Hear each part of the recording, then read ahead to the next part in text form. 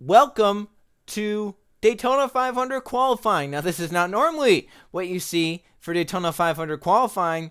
That is because we're doing it a little different this season. So normally we do the single car 42 car qualifying, and it takes like 3 hours to do. However, this season we're going to do things a little bit differently. We have this wheel from wheeldecide.com. Positions 1 through 42 are on the wheel.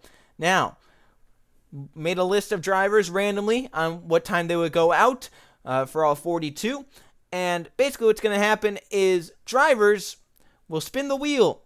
And what number they get is their, quote, qualifying position and basically where they will start in the duel. The catch is, if you get a number 1 through 8, you'll be going out for a single car qualifying run to get the pole. So if you get 1, 2, 3, 4, 5, 6, 7, or 8, you'll be going out for a qualifying run to run for the pole. So if someone pulls number 1, they don't have the pole quite yet. They are just locked in and guaranteed for a run at the pole.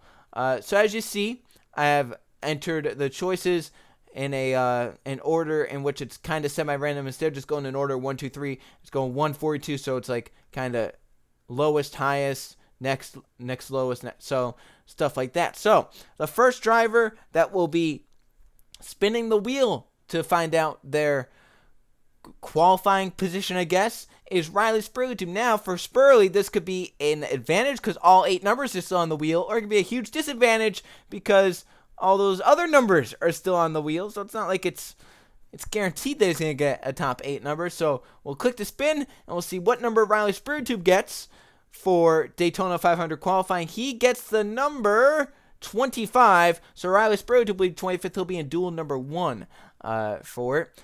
And so let me just get something to write that down real quick.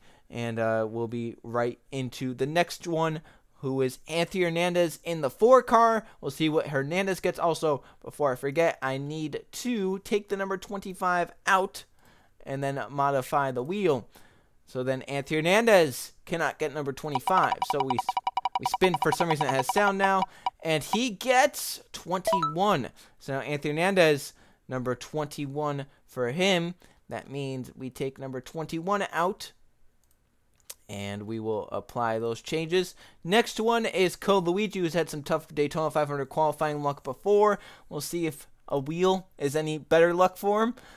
So he spins, and his number is 18. So he'll be in duel number 2. So number 18 for Luigi right there. So we'll apply those changes. And now we got Jose Millz in the 27, the next up to spin. And now as he spins, he will get number 3. So Jose Millz will be one of them to run for the pole in the Daytona 500. So Jose Millz went out number 4, and he gets number 3. How about that? So Jose Millz will be one of the 8 to run for the pole. Next driver up is William Bulin, Millz' teammate. Can another RCR car try and run for the pole? The answer is no. He barely missed it. He gets number 39. So William Bulin's going to have to come from the back of his duel if he's going to want to have a shot at starting up towards the front in the Daytona 500. We'll apply those changes. Next up is Ryan Brommer in the 6 car. So we'll see where Brommer spins and gets. As we go, his number is 26. So Ryan Brommer gets number 26 there. So that's now off the wheel. He'll be starting in duel number 2. So we'll apply those changes. Next up is Casey Nanako, the 43 car. We'll see what position he spins in. And his number 27. So Casey Nanako gets number 27. He'll be in duel number 1. Next up, we have Riley Sampson driving the number 40 car this season. And for Riley, he's going to spin number 24. So Riley Sampson will be in duel number 2 as well. So far, only Jose Millz is guaranteed to run for the pole in the Daytona 500. We'll see if Adam Garcia in the 22 car can change that and get it. Adam Garcia gets 12th, so it's not too bad. He'll be starting in duel number 2. 12th for Adam Garcia in the 22 car.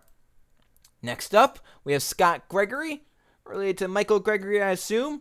Let's see how Scott does, driving the number 14 this season. What number he gets? It's going to be number 15. So number 15 for Scott Gregory. Takes that number off the wheels. That's another decent number. Next up in this random draw, car number 11 out is Jay Jefferson, the 78. We'll see if he gets a top 8 spot. Survey says so close, but number 22 for Jay Jefferson. So he will not run for the pole once again. Next up, Jonathan Beauford. We'll see what number he gets. Car number 1 will spin number 9. That is the closest you can get without running for the pole. So Jonathan Beauford knows he'll be in duel number 1. Just a heartbreak of being so close, yet so far away for running for the pole. Next up, Marshall Burrell. We'll see what number he spins. And it is going to be number 33. So not too bad, or not too great for Burrell. But once again, they have the duels. So the duels will determine a lot for sure. Next up, Trey Rainey. Number 18 once again. We'll see what number he gets.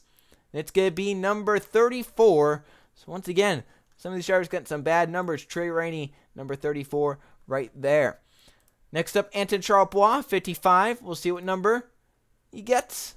And it's going to be number 38. So all these numbers that are coming up, they're pretty bad numbers. We still have 7 of the top 8 left to get drawn. And maybe Isaac Nicholls in his return to the Gatorade Cup Series, IROC champion, maybe he could get a lucky break and get one of those 7 numbers. Survey says no, he gets number 19. So, man, oh man, we weren't really getting those numbers that we expected we'd be getting. Number 19 for Nicholls.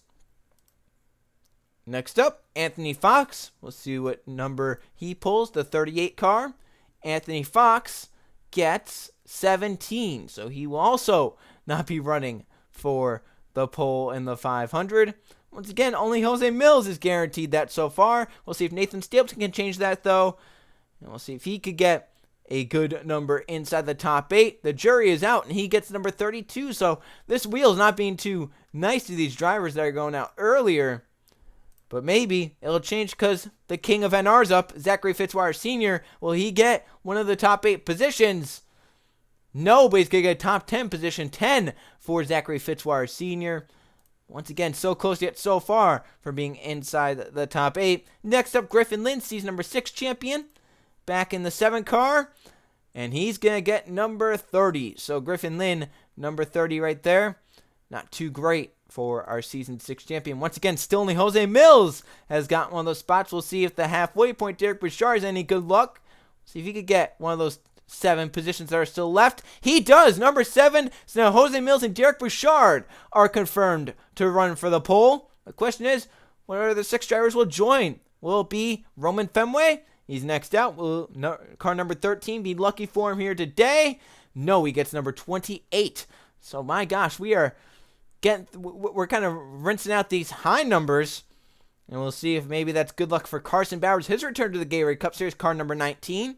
We'll see what he can do, and he is going to get 13 right there. So Carson Bauers, number 13, and my gosh, we still have 6 of those spots left. We're getting down to the end. Marcus Sachi's next, number 17 car, and for Sachi, it's going to be number 29. So my gosh, we're being left with a lot of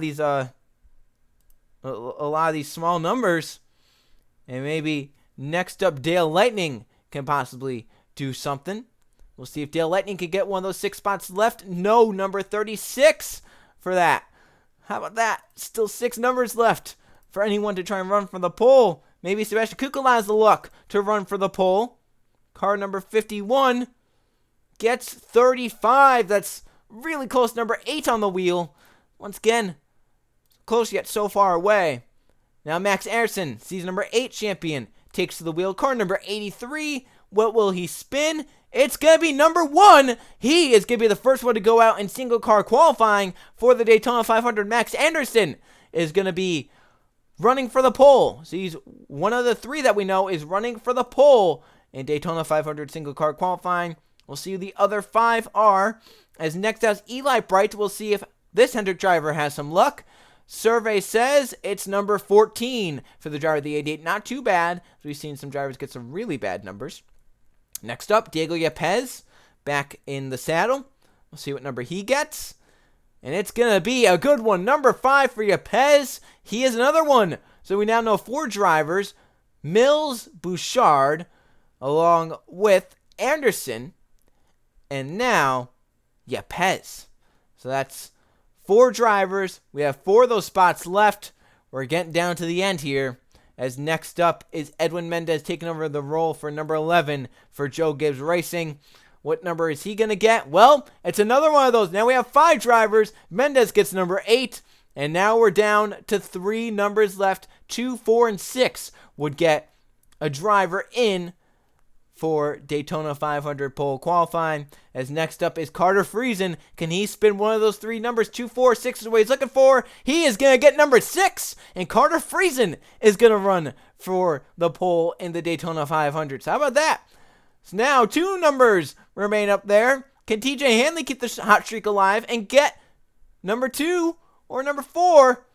No, he's going to get number 20. So Teejay Handley, number 20, kind of breaks the hot streak we had going there. We got a lot in a row. Now we got Luke Rainey coming up. Can Luke get 2 or 4? Can he get his car number to try and race for the pole? No, he's going to get number 23. And something I know is number 42 and number 41, number 40. All the 40s are still up on the board to be drawn here by a driver. So Luke Rainey, number 23 right there. And now we go to Michael Gregory, season number 4 champion, took a few seasons off. He's returned to the Gatorade Cup Series. The number he will get is 42. That is the worst number. However, that's going to be starting last in the duel. That's 21st in the duel. He still has a shot to make his way through the field and start inside the top 5 for the Daytona 500. And now we have JJ Reed coming up, car number 46. What can he do? It's going to be number 16 for the driver of the 46. So JJ Reed, number 16 right there for that driver. And now, next up, Keegan Thompson, looking for 2 or 4 on the wheel to run for the Daytona 500 pole. He will get 37, so not quite there, not quite what he was looking for. Once again, it's all random. So now we have Justin Zeidel. What can Zeidel do with this wheel? Can he be the wheel whisperer and try and get one of those numbers, single-digit numbers? He does get number 2. Zeidel will run for the pole. We have 1 number left on there. That's number 4, which will get someone the chance to run for the Daytona 500 pole. We'll see who spins that number 4. Will it be KeShawn Richardson in car number 3? We're going to find out right here. Looking for number 4. He's gone past. He's going to get number 40. We have some big numbers left and only 1 small number left. This could be very interesting for sure. Can Levi Schones, can he bring the fortune he had with his championship? Can he bring it now to the wheel? He won the championship last season, but now he's starting the season on a bad foot. 41st for Schones right there. We have 3 numbers left. One of them will get someone inside the top 8. Next up, Jeff Bright. He's not won since season number 6. Can he get it done here and try and go for the pole in the Daytona 500 pole qualifying? 3 numbers left. One of them number 4, but he's going to get number 11. It's all down to this. I think this is what everyone wanted to see. Steve Morgan is going to determine what Nathan Orman gets right here. If Steve Morgan gets 4, he's running for the pole. If Steve Morgan gets 31, Nathan Orman will run for the pole. Let's find out. Will it be 31 or 4 for Steve Morgan? Survey says 31, which hand delivers Nathan Orman number 4, because that's the only number left. The whole wheel is number 4. We spin it, and Nathan Orman is also running for the pole and the Daytona 500. So we have determined the 8 drivers who will be going for the pole in the Daytona 500. Let's go down now to the track and get those 8 drivers underway in Daytona 500 pole qualifying. Welcome to Daytona 500 front row qualifying at the Daytona International Speedway. As you just saw, 42 drivers went out, spun the wheel, and got their numbers. But 8 drivers got a number 1 through 8. Max Aronson, Justin Zeidel, Jose Millz, Nathan Orman, Diego Yepez, Carter Friesen, Derek Bouchard, and Edwin Mendez will run out and go for 2 single car laps to try and win the pole for the 10th ever Gatorade Cup Series Daytona 500. And first out, Max Aronson, season number 8 champion. If you were to look at the stats of Daytona 500 front row qualifying the past 3 seasons, the seasons we've done it, the pole is won by Jeff Bright, Levi Schones, and Teejay Handley. All those drivers have a thing in common. That is, they've all been very successful and have had long careers in the Gatorade Cup Series. all of which include a championship. On this list, the only one with a championship is Max Harrison, the first car out. 180 miles an hour at the start-finish line to take the green flag for his first lap. And once again, he gets 2 time laps, and whoever gets the top 2 times will be locked into the front row unless they DNF out of their respective duels. And then positions 3 through 42 up for grabs in the duel. So these 8 drivers, they're not aiming for a spot inside the top 5. They're aiming for a spot on the front row because that's the only thing they know is guaranteed for them here under this format. So Max Harrison raced off to turn number 3 at 183 miles an hour. Try to keep it steady and consistent through 3 and 4, scrubbing a little speed off. Once again, going through the corner after steer that wheel. But off turn 4, the first time lap for Max Anderson. What is it going to be for driver the number 83 Toyota? It's a 48.890 for lap number 1. Once again, a second time lap, as long as he can get it. 186 off to turn 1 on lap number 2. And if it's not going to be Max Harrison winning the pole, and you go off statistics of veterans and great Gatorade Cup Series drivers, you then look at Derek Bouchard going out 7th, a very long time Gatorade Cup Series veteran. But otherwise, these drivers, except with maybe the exception you can give to Carter Friesen, but these drivers like Zidell and Millz and Ormond and Yepez and Mendez, they haven't raced too much in the Gatorade Cup Series. So, I mean, those 3 are really the veterans of this, with Bouchard being the biggest veteran, but Max Harrison being the most successful of those 3. But off turn number 4 to the tri-oval, lap number 2. And the time lap for Max Harrison, the lap that will stand for him, is a 48.519. We'll see if that's good enough to win him the pole for the Season 10 Daytona 500. Next out, Justin Zidell in car number 10. Justin Zidell rolling off the pit lane with a new team at Stewart-Haas Racing in car number 10 for Zidell. He's been in the Gatorade Cup Series for a few seasons, but that's mostly with Joe Gibbs Racing. He's now here with Stewart-Haas Racing as Chevrolet, hoping to turn some success around the corner, as at Joe Gibbs, he only had 1 win at Hillside. He's looking for some more here in Stewart-Haas. Car number 10 and season number 10, you think that might be some good luck going for him. He has the car number of the amount of seasons that we've had so far in the Gatorade Cup Series. But racing his way down the backstretch, he's looking to get up to speed nicely here to start his first lap and then continue that on for the second lap. He has to be a 48.519 set up by Max Anderson in car number 83.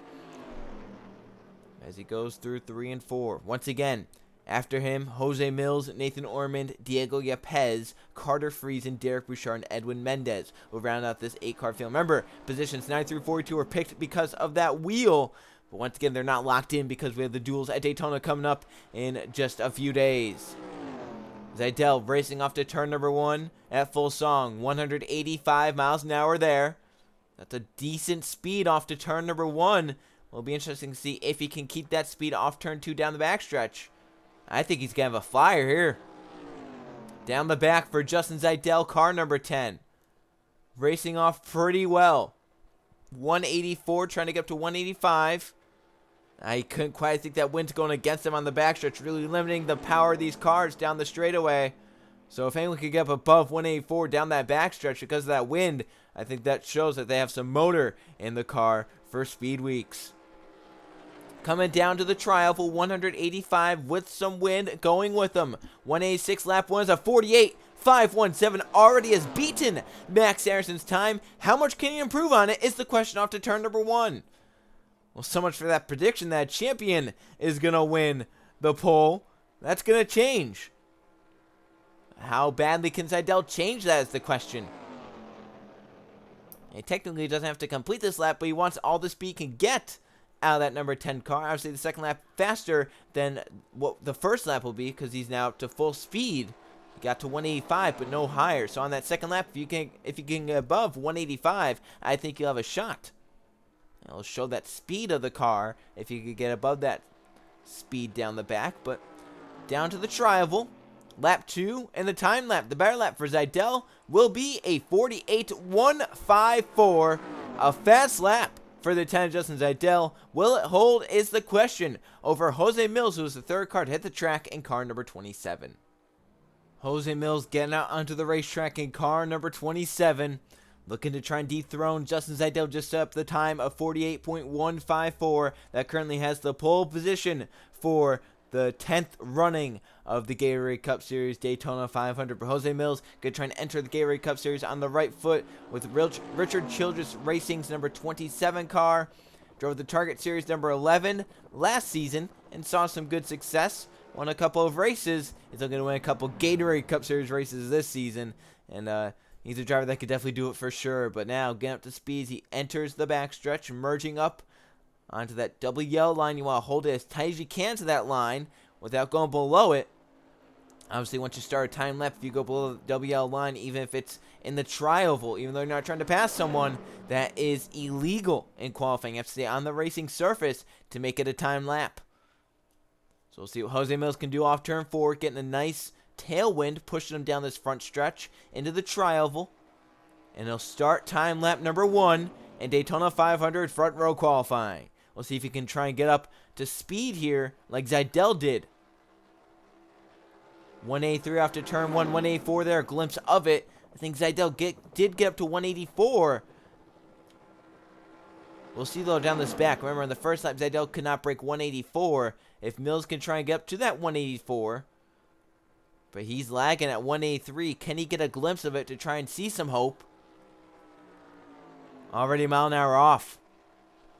So this first lap, not going to be close to what Zaidel's was. Remember, Zaidel's first lap was a 48.517, which was 2 thousandths better than Max Anderson's second lap. So coming around complete lap number 1 for Jose Millz. Wilt Simon ahead of the A3 or just behind him. It's going to be a 48.866. So you're going to have to try and pick up right now. Currently third out of the 3 cars run. But off turn 1, 186 miles an hour. Trying to pick up the pace. And so far we've had a Toyota run. And now this is our second Chevy to run. As down the backstretch, Millz trying to show that Chevy power like Justin Zaidel did. As Zaidel's currently almost I would say about 3.5 tenths faster than what Max Anderson was. And right there, Millz lost time at the end of the backstretch. So that 27, maybe they've focused more on handling on this car rather than the power behind it, straight line speed. But gotta be worrying for Jose Millz, knowing that he's kind of lagging behind on these straightaways. But let's see what the time is. Jose Millz to the tri-oval, and at the start-finish line, it's a 48.470. So that puts him right now currently on the front row in the second position, but is about 3 tenths off of the pace that Justin Zaidel set down. But can another Chevy, Nathan Ormond, dethrone Justin Zaidel or knock Jose Millz off the front row? Nathan Ormond leaving his pit stall to start his Daytona 500 qualifying run. Can he knock off Justin Zaidel's 48.154 for the pole, or can he try and get on the front row and beat Jose Millz 48.470? For Nathan Ormond, it is going to be his second season in the Cup Series. He drove this number 24 last season in the Gatorade Cup Series. Saw minimal success. Did not win a race. However, he's back in his second season, his sophomore season, looking to win a Gatorade Cup Series race for Hendrick Motorsports for the first time. And a fun fact about that number 24 car, this is the first time in Gatorade Cup Series history where there will be a repeat driver behind the wheel of the number 24. For the previous 9 seasons have had 9 different drivers behind the wheel of that 24, the likes of Kevin Bandon, Cole Lewis, and you had others like Cynthia Bright and Eli Bright, Brandon Tharp, Lawrence Palanpon, all these other names, and Nathan Ormond is the one who is going to be the only repeat driver of the 24 so far. But he's going to start lap number 1 here for Hendrick Motorsports, the only entry into this top 8. Team for Joe Gibbs Racing has 2, the 20 and the 11. For Ormond, he got up to 184 right there, so that's a nice start to that lap. He's going to want to keep that up here off of turn number 2 and down the backstretch, trying to get up to 184 down this back. If he can get that done, he'll be in position to try and get to Zaidel. And you got to think, with the 10 running that well down the straightaway, just like the 24 did. 24, I think, was a little off. Remember, Hendrick Motorsports, they give those engines to Stewart-Haas Racing. Stewart-Haas gets Hendrick engines. Right now, they're the 2 that are currently, I think, running the best out of the 4 we've seen so far. And after Ormond, we'll be halfway done with this session. Lap 1 for Nathan Ormond, a 48.709. That was better than Jose Millz, but was about 2 tenths off of what Zaidel ran on his first lap. So either Ormond has to pick it up somehow, some way, or he'll probably slot in the second position just to have Jose Millz. Down the back, we'll see if we can get up to 185 here. Be very critical. See the cloud cover over the Daytona International Speedway. I don't think he's going to get up to 185. If he does, it could be a very slight moment. No, 184 down the backstretch consistently, though. That's the key. Never faltered from that 184 down to 183. So I think for Orman, this could be a good lap. It could be a lot better, just like Zeidel's was. But I think it's going to be decent enough to get him up into the upper half of the field to start. Nathan Ormond, time there. It's a 48.323. So it's about a tenth and a half better than what Millz ran, but it's off of what Justin Zeidel ran. So 48.323. Next up is Deglia Pez in car number 32. Welcome back to Gatorade Cup Series Daytona 500 front row qualifying as Deglia Pez is on the racetrack and getting up to speed on the apron to kick off his first lap of this session. He's starting the second half of this session so far. Justin Zeidel, his time has not been touched. He went out second, a 48.154. Nathan Orman just recently bumped his way in second with a 48.323. Jose Millz currently has third with a 48.470, and Max Anderson, our first car out, is currently last with a 48.519. Where will get Pez slot in among those four is the big question. After him, we only have Carter Friesen, Derek Bouchard, and Edwin Mendez to go out and take time on the racetrack. For your Pez, I think it's crucial. 184 at the end of the straightaway on this first lap. You have to keep it at 184 in the backstretch, get up to 185 on that second lap. We'll see what he can do. This Ford power to the first Ford we've seen go out. We've had 3 Chevys in a row, 1 Toyota to kick it off. This is our first Ford. We'll have another Ford coming up, and then 2 Toyotas to round out the field. He got to 184. We'll see if that's going to be a sign of things to come here in this qualifying session. Well, yeah, Pez.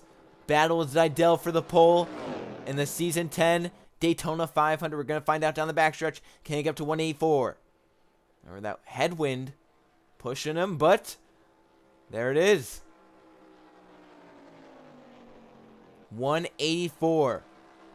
Now remember, Zeidel's first up was a 48.517. If your Pez is somewhere around there, we're going to have a fight for the pole.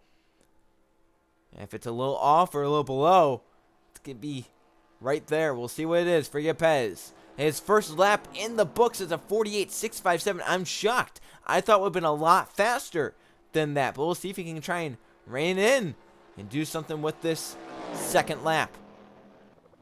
Right now, though, I think he's on track to be second place over Nathan Orman. Remember, Orman's time was a 48.323.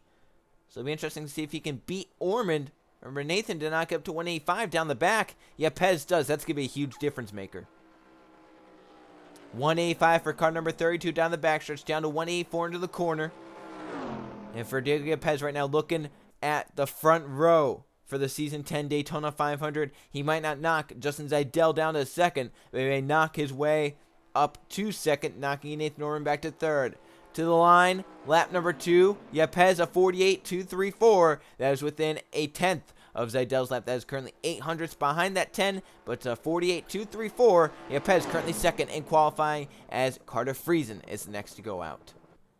Carter Friesen wasting no time to get out onto the racetrack to make his attempt at the pole for the Daytona 500. The 6th of 8 cars to go out. 2 more after Friesen, and they're the teammates of Derek Bouchard and Edwin Mendez. So he'll be the second Ford to go out. The last Ford to go out in this session, we've somehow split it basically perfectly among the manufacturers. We have 3 Toyotas, 2 Fords, 3 Chevrolets in this session. All the Chevys have gone out, and currently their highest sits on the pole. Justin Zeidel, 48.154. We'll see if Carter Friesen has a say at that in any way possible. Currently second is the other Ford in this session, Diego Yepez, with a 48.234. So if Friesen wants to get on that front row, he has to knock a Ford off no matter what he does.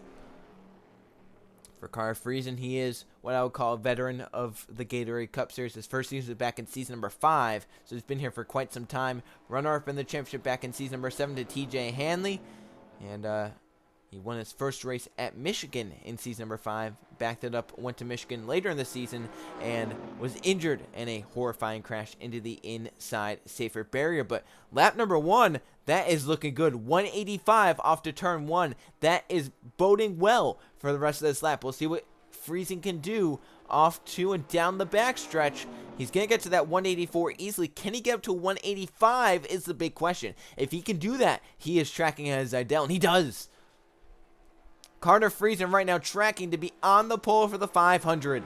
Remember, Zidell's lap is his first lap was a 48.517. If Friesen can be in that ballpark, he has a shot at the pole. We're going to find out what that first lap is for the car number 34 for Carter Friesen. It's a 48.454. That's fast.